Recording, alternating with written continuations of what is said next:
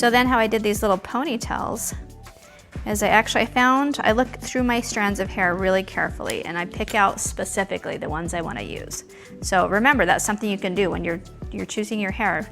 Be specific about the parts that you use. There's plenty of hair to choose from. Might as well just use the pieces that just look great if it's got a special curl or whatever. But on these, I just bent it like this. So that's the little ponytail that she's got there.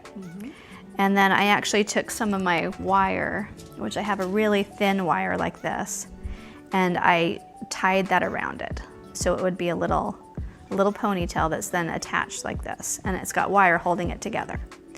And then I just put some glue on the bottom of this, and I actually just glued it right to the head like this. And I even let some of the extra, I did this purposefully to give it a little bit more on the side or whatever. Nice.